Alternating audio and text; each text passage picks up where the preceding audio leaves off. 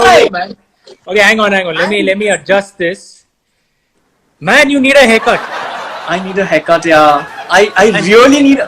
And see what I did with my hair. I just took my hair clipper and Who did this? Did you do it? Did you do it? I did it myself. I sorted it in 2 minutes. I just sorted it. If I can get you a plane ticket back to Bombay, will you come and do that for me, please? let's see who can actually get a plane to take off from here. Oh God. It's terrible. You're more powerful than some heads of state, man. Listen, the real powerful person is the one whom I'm in conversation with today. So let me do this first part formally. Sorry, man. I obviously do not have these, a place to kind of, that hold for the mobile phone. So I'm just placing it on books. Hang on. Yeah. It's stable. And that you'll have in abundance. Books you'll have in abundance. Books I have in abundance. Tons of books. Okay, so let me start formally. Okay, hang on. Amit गाली मत दो यार. Show पे गाली मत दो मुझे. Okay. हाँ चलो. अच्छा, तो मैं क्या बोल रहा हूँ? That today we have one person who is an inspiration to. I think he's doing this purposely so that I don't introduce him. Stay there. Okay. Hang on. I think maybe the base is. I need to put something here. Yeah. Okay. Yeah. All right. Now it should stay. Okay. So let's go. Okay, done. So let me formally introduce you for the 6th time. I am. What's the first? I was just staring at your hair. You need a hair trimmer. Now you're making me feel all conscious and all, yeah. But let me do this where. Honestly, you've been an inspiration for me. You've been a tremendous inspiration. You sold your first book, Immortals of Melua, and you chose the self-publishing route after getting declined by a few publishing houses. A few publishing houses came to me for my first book and said that we'll publish it. I said, no. I said, no. I will follow what Amish ji has done. So, Amish, you might as well just say Amish uncle or something. What the hell is this? Okay. See, then next time, Amish is fine, no? Yeah, Amish. Now you've become a diplomat and everything, so I have to call you Amish ji. No. If you're gonna go down that route, then like ambassadors are called Her Excellency, His Excellency. His Excellency. Formal. Let me tell you this. Sorry. Complete introduction. I keep interrupting. Sorry. I sold in some totality, after I did my self-publishing, I sold in some totality 12 books. And in your case, in the 7 books that you've written, you've sold over more than 5 million copies. Yeah. So this is the only difference. This is the guy who is the inspiration, and this is the guy who's getting inspired. Let me welcome very formally on this show called Kuch To Karona, His Excellency, Ambassador Amish Tripathi. I'm not an ambassador. I'm a diplomat, but I'm not an ambassador. Ambassadors are much higher. The High Commissioner out here, the ambassador, is my boss. Yeah. And tell me, but tell me what it is. Technically, my position is Minister Culture and Director Nehru Center. That's technically my position. Minister Culture. Yeah, it's not actually a minister. Right? It's like in the diplomatic service minister. It's kind of like a grade. Yeah. If I knew that much, I would have joined the diplomatic coup. But the coolest part of this, I get a diplomatic passport now. Yeah. So you don't need to take a visa for any. You don't need a visa for anywhere, except for the US. But that I had a visa, and I don't have to stand in immigration lines. I can just makhan ki tarah. Now, of course, one can't fly, but if I could, yes, I won't suffer. Then you would directly just take off from London and land directly to your house. But tell me, this entire transition from a corporate, before I begin all the question answers in regards to coronavirus, this is a very important thing. Because see, I wanted to become a writer like you, which I failed. Then I wanted to join the corporate world. My parents keep me out of it. And when I wanted to join diplomacy, and every time I write to the ministry, they say, Rishabh, आप बच्चों को पढ़ाओ ना, बाकी सब हम पे छोड़ दो. How have you transitioned from corporates to writing to now diplomacy? Tell us a little bit about your journey and things which are not already available in print. Yeah. You know, फंडा ऐसा है कि life is what happens to you while you're planning other things, right? Seriously, you can make like the grandest of plans and life just takes you in a completely different direction. I did my high school and college in Mumbai. Okay, I studied at Xavier's College. You know, and middle class family, so I wanted to, you know, be conservative, get a proper job and all that. So, you know. I'm sorry to interrupt, but no middle class family goes to Cathedral John Connon in Mumbai. Huh? Hey, not everyone in Cathedral is super rich.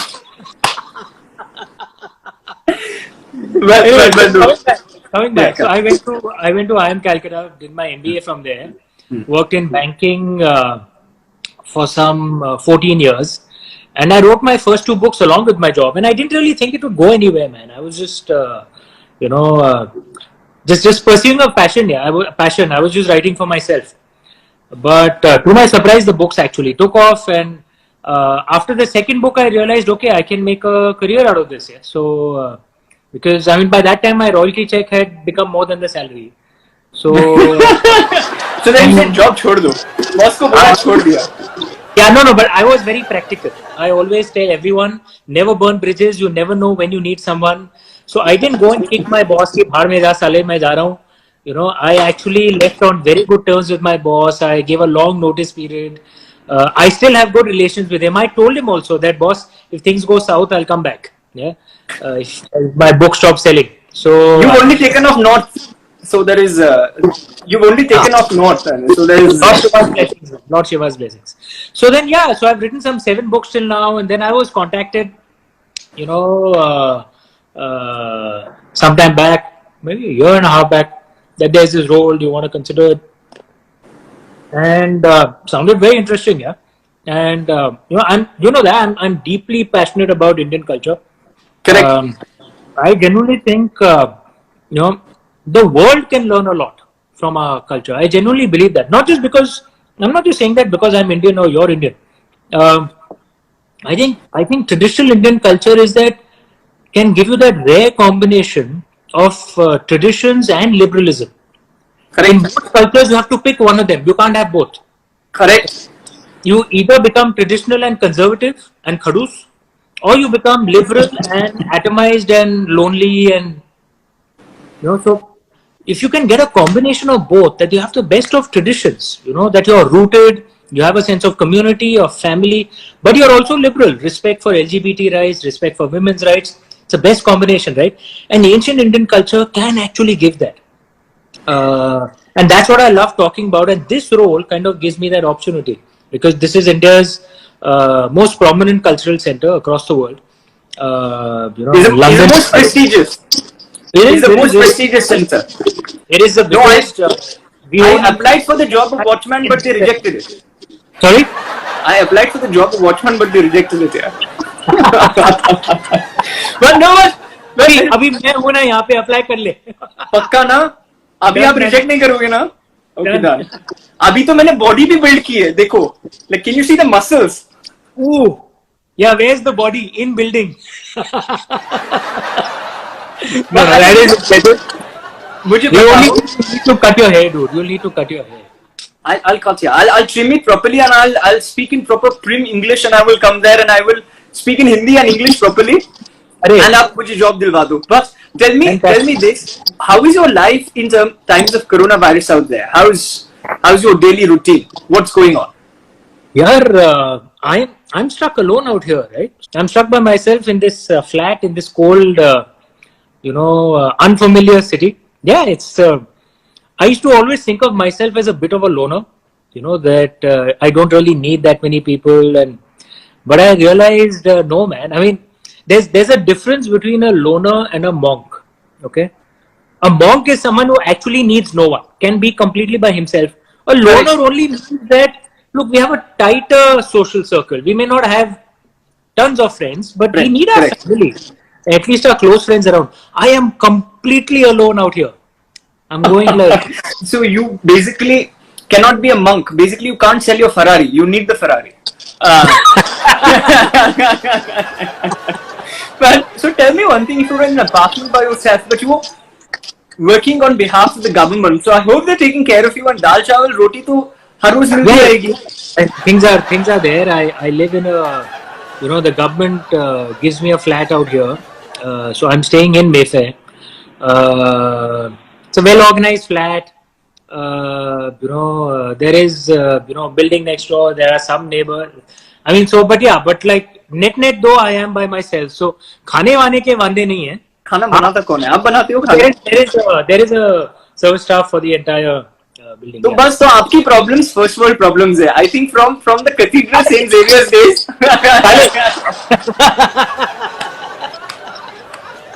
Well then, so has there been anything that has changed in your routine? One big difference that you notice in your routine from non-coronavirus days and the upside of coronavirus according to you? Okay, so some of my routine remains the same. I still wake up at 5:30. I do yoga pranayam normally every morning. Where आप सच में प्राणायाम सच में करते हो? Boss, yes. अभी दिखा सकते हो? Boss, you should certainly do it. Seriously, you should certainly do it. This is the basic exercises, the Anulom Vilom, and those are. You should do it, especially for Corona, okay? Because that's essentially a respiratory Correct. disease. So much of the work happens on Zoom calls or and where half the time is spent. I can't hear you. Can you hear me? I can't hear you. We keep. Can you hear me? Can you hear me? What? Can you hear me? Can you hear me? What? Hello? Yeah, and then I spend time writing. I spend some time writing. The only thing I noticed though is I'm sleeping a lot more than I used to. Okay? So I still wake up at 5:30, but I'm falling asleep by 9ish, 8:39. So I'm sure most people think that you get bags under the eyes only if you sleep too little. I've learned something new. You get under your eyes even if you sleep too much. I've started sleeping too much, so I'm getting bags under the eyes, man. So, apart from the bags under the eyes, these books have made you bags of millions. As somebody rightly pointed this out to me, and I've noticed this and observed this because I read one of your interviews where you said a book does not sell itself, it needs to be found. I think books like mine, they desperately need to be found. So tell me, how can we have people find these books? One strategy for upcoming one strategy for upcoming budding authors to market their book.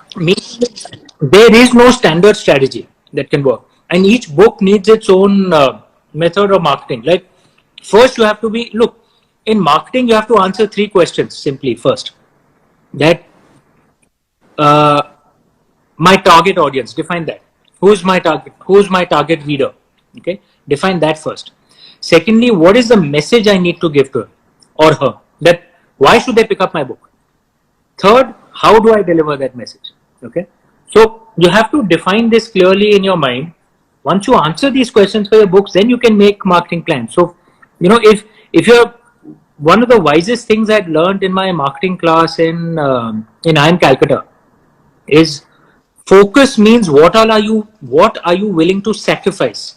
If you want to do everything, then you're not focused. Okay. So, for example, one of the things we had realized for my first book, remember that time I was a complete unknown, right? That the main readers for these books will be the youth. Okay. Which, if you think about it, was a very brave decision because the convention knowledge at that time was, boss, the youth aren't interested in religious books. Kaun padega? Okay. But I felt that no, I think the youth will be the main readers for this.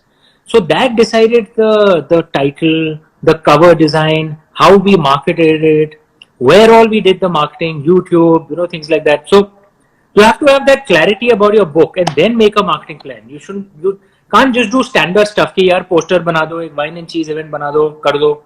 ऐसा नहीं होता है. I love the way how you slyly put in IIM Kolkata classes out there. But I would also want to slyly put in. That's called marketing. I also wanted to put the name of the university I studied in. Later, it turned out to be Mumbai University. So the only problem is that instead of buying my book, people will return the book. But tell me, the second part of what we do on this show is called Tum Bhi Corona. Okay. Okay. So I've utilized the name coronavirus and tried as many possible combinations as possible from it. But in the second part called Tum Bhi Corona, which is the one book that you would recommend young people who are between 13 and 24 should read from first your collection and then from somebody else's. And keep in mind, my aim and your aim is pretty much the same. My idea is also to try to unite nations by spreading the idea of India. You actually do it. I just talk about it. So, so two books on those lines. And one book of mine, I just recommend my latest book, Ravan. It's the third book of the Ramchandra series. And Ravan is considered, quote unquote, the greatest villain ever, by us Indians. And I think what makes him very fascinating as a character is that he wasn't just a stupid thug. Okay. He wasn't just an idiot who knew how to kill. He was actually he was brilliant. He was very talented. He was a brilliant intellectual.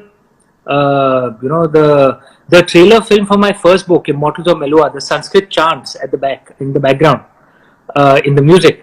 It's from this hymn called the Tanda Stotra. Okay, it's a hymn dedicated to Lord Shiva. It was composed by Ravan. Okay, and to this day there are Shaivites who chant that hymn, including me. Okay, it was composed by Ravan. He has invented musical instruments like the Ravan Hatta, and and he was a brilliant player of the Rudra Veena. So I mean, he had serious, anger management issues. Okay, and he had an out of control ego, right? But he was not just a thug. Okay, and that's what makes him fascinating to read about. He's a brilliant warrior, intellectual, talented, and I've tried to kind of bring that out in this book, Ravan, Enemy of Aryavarta. I'm not saying he's a good guy. Of course, he did some terrible things. He was monstrous, but he wasn't just a thug. He was actually brilliant. That's what makes him kind of darkly fascinating. You know what I mean? Was he somewhat similar to Ravan, or there is no similarity between them? Was he similar to Shah Rukh Khan's Ravan, or is there no similarity between the two? But don't even answer that. I like Shah Rukh Khan, but Ravan was a robo, man. So. No, and tell me one other book that people should read online, which they can buy and they can read via these ebooks. Okay. I read too much to give I read at least 4 or 5 books a month. So to give listen, that is my that's 10 years of my life put together. 4 or 5 books. Please read all my books. There are 7 of them. 7. Please read all of them. Done. Okay. Done. So, how I normally answer this question is that of the books I've read in the recent past, which ones do I like? So wonderful book called An Open Mic. Have you read it? No, I've not. It's written by this wonderful young author. Very, very talented. And he's following in question. Strongly recommend the book. Strongly. I'm just joking. Don't do that to people. but no, you were saying some serious books. Yeah, so one book I'd recommend is this book called 16 Stormy Days. It's written by this guy called Tripur Daman Singh. And it is the... hey, someone just said we love open mic. So there you go. Yeah. I strongly recommend the book. Yay! Yeah, so Tripur Daman Singh, I'm sure you've heard of the First Amendment, which guarantees freedom of expression in the US Constitution. Okay. Ironically, the Indian Constitution also has a First Amendment, Correct. which was passed in 1951 by the Nehru government, by the then Prime Minister Nehru government, which actually restricted our freedom of expression. The original Indian Constitution gave unfettered freedom of expression. And, one of the, I have actually written articles that we need to repeal those parts of the freedom of expression. Those parts of the First Amendment which control our freedom of expression, which restrict it, because I believe that's the foundation of any decent society. You must have freedom of expression. So this book, is an account of those 16 days when the First Amendment was passed, and it's an amendment which impacts all of us without realizing it. So, which is why I'm suggesting you should read. Check it out. No, it's very interesting. And so at the organization also, and we've had you at a couple of conferences of ours. The main idea of the organization is to put together these conferences and try to India. Now, as a person, the idea is that in the morning when they do yoga and stuff like that, the day they debate on Indian issues, and in the evening there are people like you who come in and who speak about the idea here. Yeah. So there are few people who've spoken about the idea of India and then been mobbed by young people. One of them is you, because I remember in 2015 we had to escort you out. I was one of those thin, lanky bodyguards, who you didn't notice, but who was dragging you outside. Tell me, Amish, what is your idea of India? Oh, damn good question. Yeah. You should have to pretend to be smart in a few questions at least, no?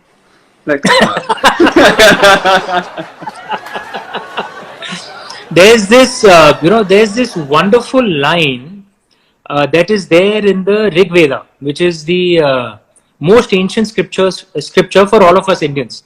And I believe that regardless of religion, language, caste, it is the inheritance of all of us, right? The Vedas. In the Rig Veda, there's this wonderful line from the Asya Vamasya hymn. It says, Ekam Sat Vipra Bahuda Vadanti. That the truth is one, but the wise speak it as many. Okay? And it is such a deeply profound thought, and it shows the innate liberalism of the Indian way, that we are so comfortable with multiple truths. We are so comfortable with trying to explore different perspectives, because that is the root of science, right? In India, religion and science have never been in conflict, unlike in the West. Because when will religion come into conflict with science? When religion says that you dare not question what has been told to you. But that's not the Indian way. We have the perspective of multiple truths. Vedic Sanskrit, which is the ancient language of us Indians, doesn't have a translation for the English word blasphemy, because the concept was really? They didn't have a word. Yeah. Like Vedic Sanskrit does not have a translation for the English word potato, for a very obvious reason, because India didn't have potatoes in those days. Potatoes came from the Americas when Columbus went there. All right. So we didn't have a word for potatoes. See, in a language, if you don't have a concept, you don't have a word for it. No, it's not needed. They didn't have a word for blasphemy because the concept didn't exist. This was the beauty of the Indian way, and which is why science and religion were never in conflict in India. Because science means you have to be willing to question everything. Correct. It will get into conflict with religion only if religion says you cannot question. But that is not the Indian way. No one says you can't question. You're supposed to question. It's your duty to question. Which is why liberalism and religion can also go hand in hand in the Indian way. Because we have the perspective of multiple truths. I'm holding the phone in one is the core idea of India. I'm holding the phone in one hand, so I had to clap with the other hand on the shoulder. That's called the social distancing clap. You're not touching your hands. Very true, yeah. Very true. These days, it's imperative to maintain your social distance. Absolutely. And at the same point in time, the social distance that the left and the right maintain in our country, it's something, according to your idea of India, there is but one India. It's just been polarized because of different extremes. And you think that one idea of India has the capability and capacity to unite the world? Yeah. Yeah, because we do not insist that this is the only one truth and everyone has to follow it. That's not the Indian way. We are very comfortable with multiple truths. And frankly, I think the quote unquote left and right in India, they're just big in the opinion making space. I don't think they're more than 5 or 10% of our population. Correct. Most of us Indians are actually in the center. And the Correct. left and right, honestly, Ram Banai Jodi, they are made for each other. They're idiots who just keep screaming at each other and never talk calmly. Because, frankly, on some issues, you may agree with what the right is saying. On some issues, you may agree with what the left is saying. Correct. And most of us Indians are that way. No, I'm so glad you mentioned that. Yeah, I'm very happy that 90% of the Indians are actually in the center, but because of 9 p.m. studio debates, everyone. So there's a reason I don't go on them. There are two reasons. One is because they shout so much. Second is because nobody calls me. So these are two reasons. But it's honestly true. People shout so much in these debates, and I'm like, but last time I heard a debate was supposed to be a civil discourse in which you had to try to prove the other person, you had to try to get the other person to agree to what you're saying. But I think the beauty of Indian form of debating is that there exists so many multiple truths, and the fact that we can agree to disagree is Exactly. the idea. Unfortunately, we've imported this US TV style of debating, into India. And in the Indian way, there's this lovely line, it's in the Natya Shastra, if I'm not mistaken. Satyam Bruat Priyam Bruat, na Bruat Satyam Apriyam, which is speak the truth. It doesn't say speak the untruth. Okay, don't lie, speak the truth. But speak the truth, but speak it with love. Okay, don't be rude. Where did you disappear now? No, I'm trying to get the book. Ooh, I can't see it clearly. Oh wow, you got it. Dude, I am impressed. Listen, I just had to, because I am talking to somebody so knowledgeable that I had to say that I know one thing that he said. The one thing that he said. But the main point is, it says speak the truth, but speak it with love.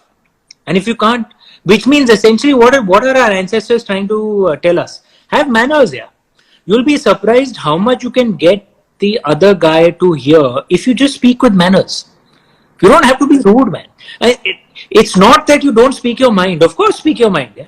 You don't have to, if you disagree with the other guy, you don't have to agree with, you don't have to pretend to agree. That's nonsense. Don't speak the untruth. But just, the basic, we've lost the art of just speaking with manners. How much, you can actually get the other guy to listen to you and actually get convinced if you just speak with grace and manners. Right. And that is the Indian way. Very true, and I'm glad we had this conversation in terms of the idea of India. Let me take you to a very final part of what has been a really informative and light-hearted conversation. It's called 21 questions, a 21-day lockdown. But don't worry, because I get those expressions from everyone. We took the 21 questions, made them into 2 or 3 questions in a rapid fire, which you need to answer very honestly. Okay, it's not one of those coffee with Karan kind of questions. And Karan Johar is a friend, but I don't want to get into any controversies. No, Karan is a sweetheart, but he is. But my style of questioning and his style of questioning are very different. Yeah. He knows precisely how to start a fire. Without naming anybody who's gone on the last season, who's had multiple times, and both of them were cricketers. Bechare. I'm not going. There's a line in UP. जोश में आके होश खो गए. Oh God! No, but mine are easier. Okay, go ahead. Tell me, which is your favorite food dish to consume? Which is your favorite food item to consume? Khichdi. I love it. Absolutely love it. Such me. Is this the answer? No, genuinely. No. I love khichdi, genuinely. But it can't be had just by itself, right? It needs that nice ghee. It needs fried papad. and it needs some dahi. And in my community, the Kanya Kubjas in UP, there's this special type of salt called buknu, right? Yeah, so it needs that. You have and some achar. You have this too, khichdi, nothing like it. Listen, इतनी स्वादिष्ट खिचड़ी आपने that आपको तो मिल जाएगी उधर आप मांगोगे तो मुझे जो मेरी मॉम ने बनाया है वही खाना पड़ेगा. But tell me, which is your favorite city to reside in? Which would be the city that you would choose to reside in if you had a choice? Mumbai, man, home. Home is home. I love it. Mumbai rocks. Mumbai rocks. And also the third and the final question. This is the $1 million question, okay? If you answer... Do I get $1 million for it? Of course. $1 million Zimbabwean dollars transferred right to your bank account. Saale kutte kamine.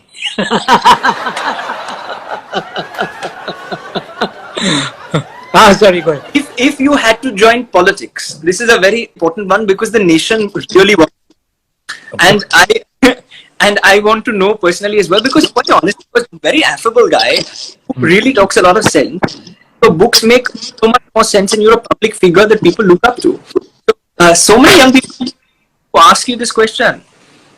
If you had to join a political party, which one would it be? I have been asked this question very often, and I have always, my answer has been very clear. I am not made for politics, boss. It is, I mean it genuinely, it is being an Indian politician is the most difficult job in the world.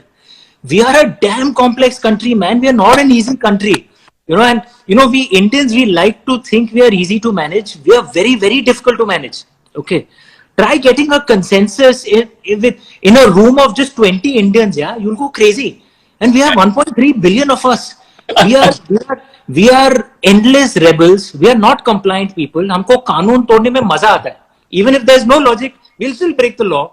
And somehow politicians have to kind of gather us together, find some consensus, get shit done. I know it's fashionable to criticize politicians. Some of them do deserve criticism, but honestly, I actually have respect for politicians across all our political parties. It is not an easy job running our country. We are a lovely country, but we are damn difficult to run. We are so rebellious. It's not running us. All the politicians you have chosen not to become a member of a party to contest Lok Sabha, be appointed by the president as a member of party to the Rajya Sabha. No, boss. I'm not joining that. If Anish becomes a member of parliament in the Rajya Sabha appointed by the president, guys, this is the interview where it happened. This is I am telling you right now that is not going to happen. Lewis, honestly, it's been a lot of fun. With your permission, I'll just take a few questions from the live audience who's of course, please. Out. I'm just opening the screen. And the first question comes in, when is your next book scheduled to release? Will you come to IIM to launch it? Yeah, the next book, I should have a book launch coming up in a few months. The exact date is not fixed as yet. And I'll certainly announce it, of course, once, the lockdown is over. Right now, nothing can be done. And I will certainly come to IIM UN to launch it, provided you're in conversation with me. Yay! Oh God!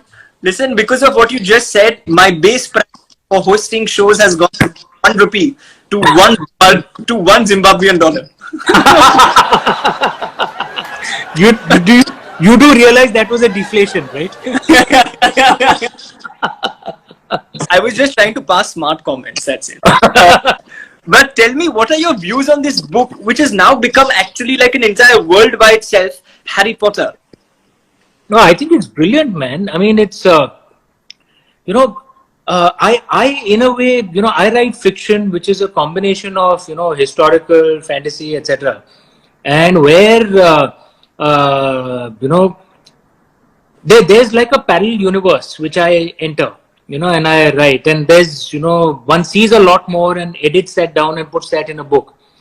And what J.K. Rowling has done with Harry Potter, anyone who actually writes books like this knows the amount of talent it takes to create she has created an entire fictional universe, but linked it to our real world.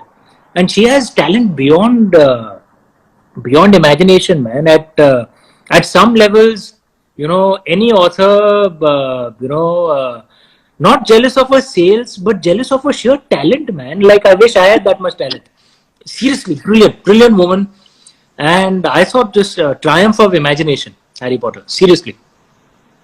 No, it is, I think, one of the most iconic books and pieces of literature. I think generations later, people are going to remember these books and your books. But but what can we learn from this Corona pandemic? Tell me. Oh, wow. In some ways, how fragile our world is, yeah, and how fragile our way of life is. We've got used to a certain way of life. And to be honest, our generation, I'm a little older than you guys, but we're broadly the same generation, but what our parents and all went through, the tough times that they saw, we've seen nothing like that, frankly. India has had a wonderful time the last, 20, 30 years. Economy has grown, so many things. But just shows the fragility of our entire way of life and the economy across the entire world. Just one virus can cause so much dislocation. I think that's something to learn. So I think perhaps what we can learn is, when things go back to normal, appreciate what we have. Often I don't think we appreciate how much we've been blessed with. The fact that we can travel the world so easily, most human beings through most of human history couldn't do it. The fact that we don't die of minor disease, even with corona, the death rate compared to earlier pandemics is actually quite low. It's Correct. Because our technology is so much better now, our hospitals are so much better. So we are actually blessed in many ways. Maybe we should count those blessings. That's a learning. It's very true, and to be grateful for everything on a daily basis. Yeah. Absolutely. But today I put up the same post on Instagram and I got 1 full like. But when you will say this, that time you will get 1 million applauses. So I'm glad that you said this. Somebody's written saying, I want to read books, but I don't know how to develop it as a hobby. There are many of us, like Boy Kanav, who are like me, Amish. What do we do? How do we Start with my books. They're very easy to read. Start with them. Most of my readers tell me they finish it in a day or 2 days. So start with my books. I'm sure you'll like it. And then go deeper from there. There's 7 of my books. 7. So check them out. And I think the last and the last question that I will take from everyone is: do you think the ancient, because this is for a lot of academicians also, do you think the ancient education system, the Gurukul system, should be revived? And just before you answer that question, I was giving this talk a few days earlier because I think they reached out to you, but you were busy, so they had to find some replacement. So after some 600, 700 people, I was talking on, after they rejected, they called me and I was talking on Indianization of education. And one of the things I spoke about was this Gurukul being revived.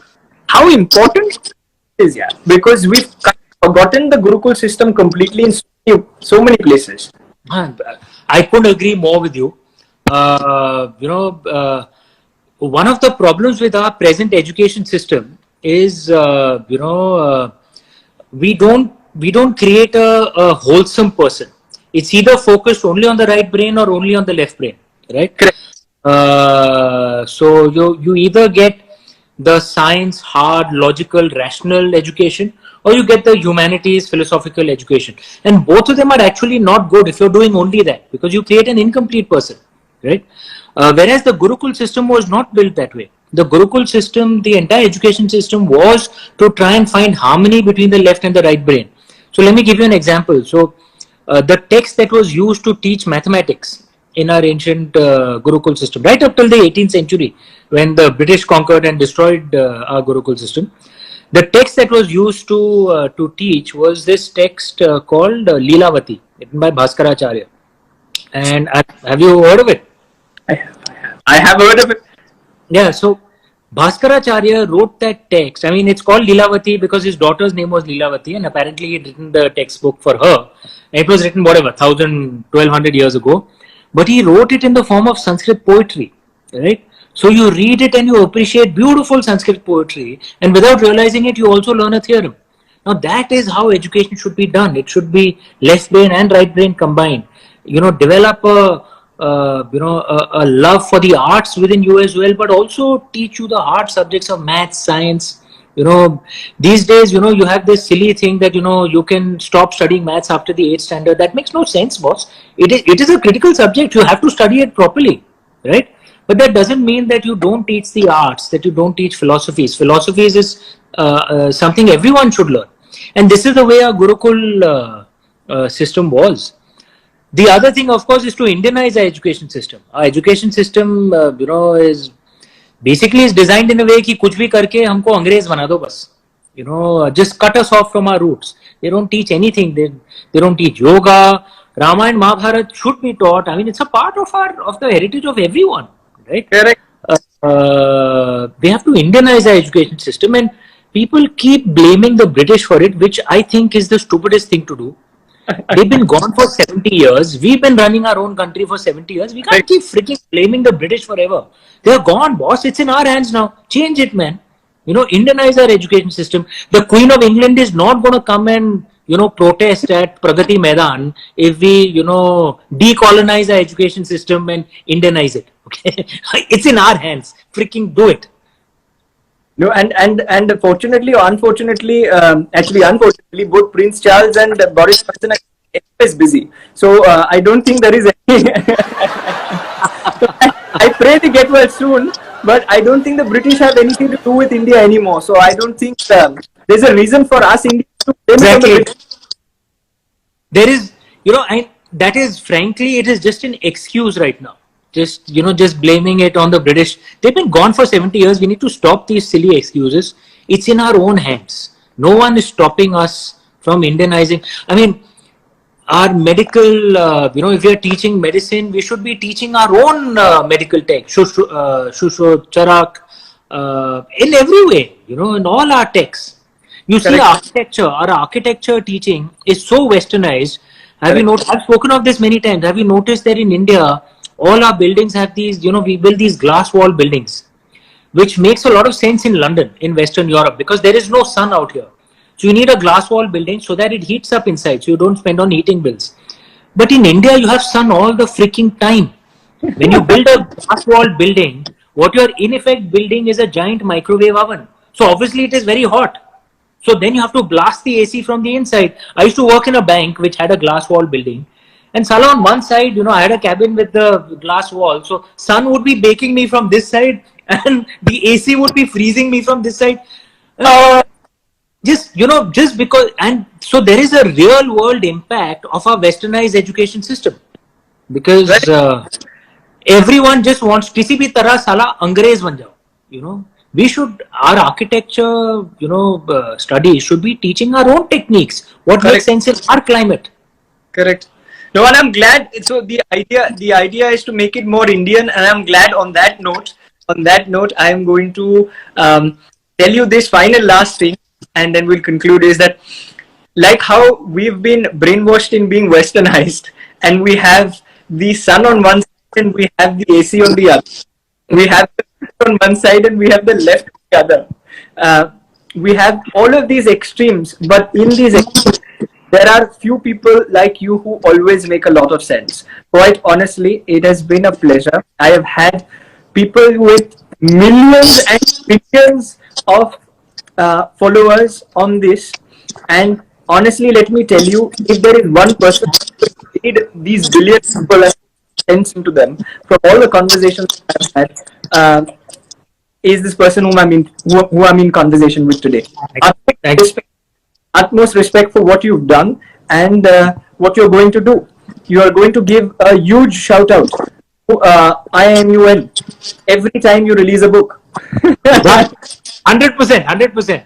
My launches will happen with you guys.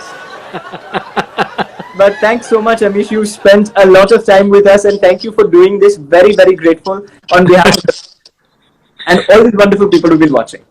Thanks, buddy. Thank you so much for having me, and thank you for all the participants out here. Thanks, buddy.